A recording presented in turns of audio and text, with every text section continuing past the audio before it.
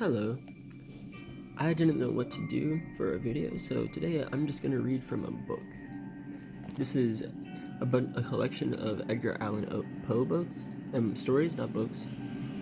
And well, reading it aloud just sounds so, what's the word?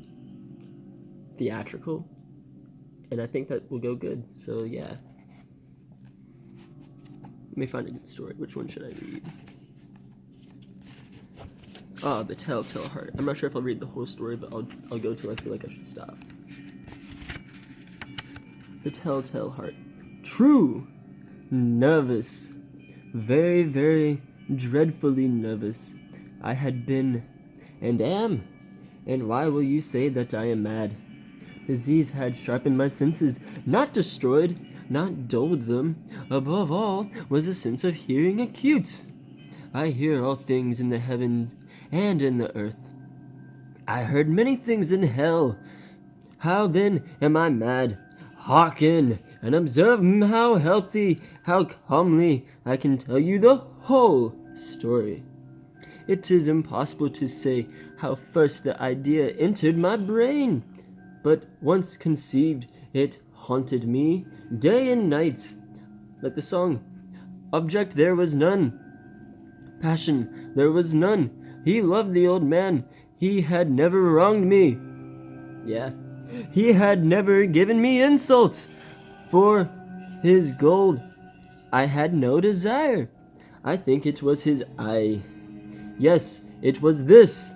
One of his eyes resembled that of a vulture, a pale blue eye with a film over it.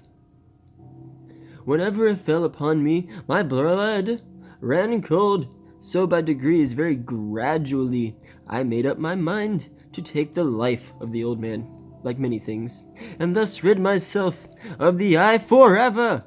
Now this is the point. You fancy me mad?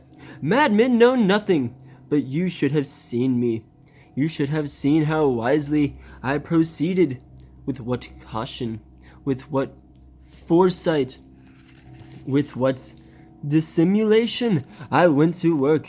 I was never kinder to the old man during the whole week before I killed him, and every night about midnight I turned the latch of his door and opened it, oh, so gently. And then, when I had an opening sufficient for my head, I put in a dark lantern, all closed so that no light shone out, and then I thrust in my head. Oof, oh, you would have laughed to see how cunningly I thrust it in. I moved it slowly, very, very slowly, so that I might not disturb the old man's sleep. It, page turn, took me an hour to place my whole head within the opening. He's slow. So that I could see him as he lay upon his bed. Ha! Would a madman have been so wise as this? And then, when my head was well in the room, I undid the lantern cautiously, oh, so cautiously, for the hinges creaked. I undid it so much that a single thin ray fell upon the vulture eye, and this I did for 7 long nights, every night just about midnight. But I found the eye always closed, and so it was impossible to do the work, for it was not the old man who vexed me, but his evil eye.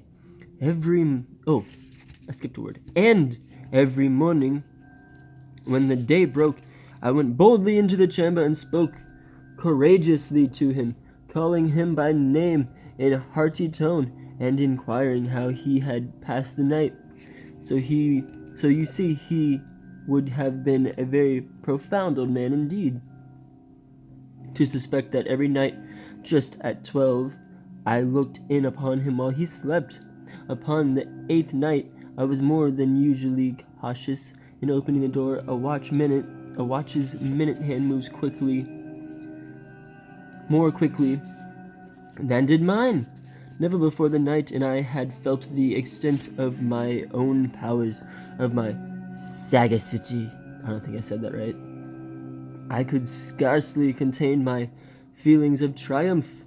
To think that there was To think that there I was, opening the door, little by little, and he had not even to dream of my secret deeds or thoughts.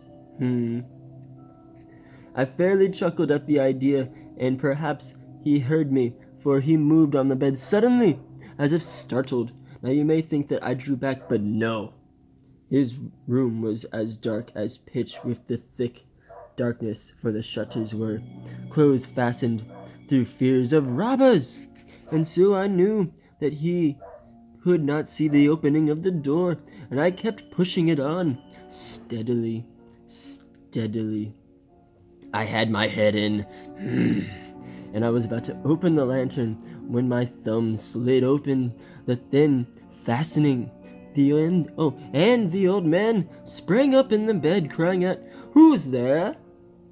Maybe more loudly. I'm not going to scream right now.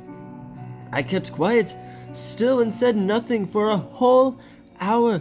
I did not move a muscle, and in the meantime I did not hear him lie down. He was still sitting up, in the bed, listening, just as I had done night after night, hearkening to the death watches in the wall. Presently I heard a slight groan. I knew it was the groan of mortal terror. It was not a groan of pain or of grief. Oh, no. It was the low, stifled sound that arises from the bottom of the soul when overcharged with awe. I knew the sound well.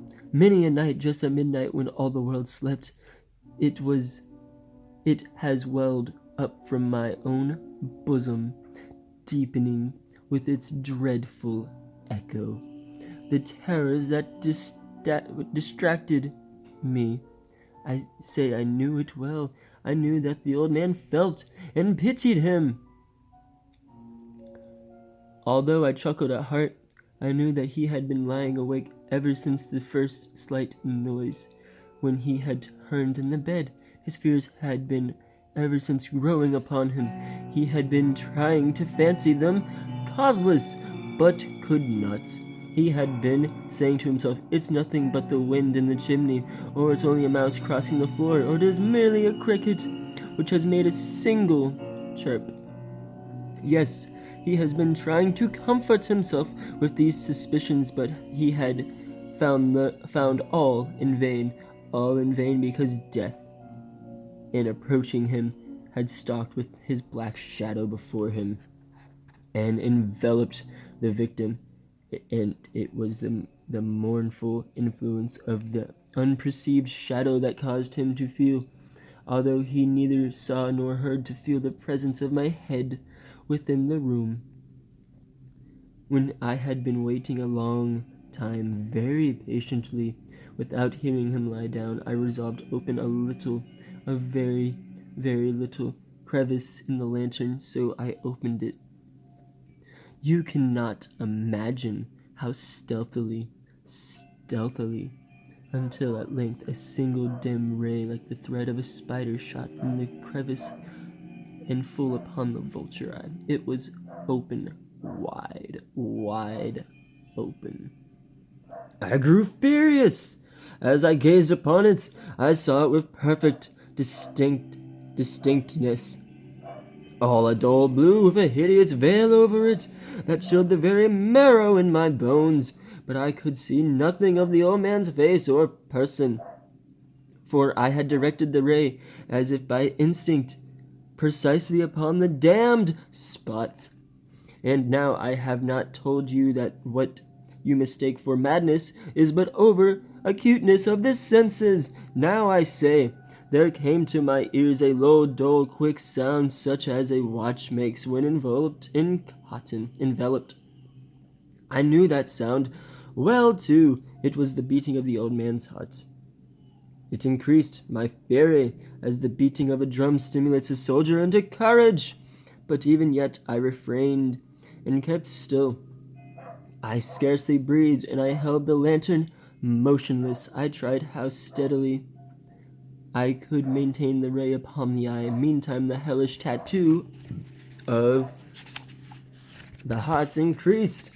It grew quicker and quicker, and louder every instant. The old man's terror must have been extreme. It grew louder, I said, louder every moment. Do you mark me well? I have told you that I am nervous, so I am. I kind of want to stop there just so y'all want me to, like, yeah, I'm going to stop there. If you want more, you should say that so in the comments. Bye.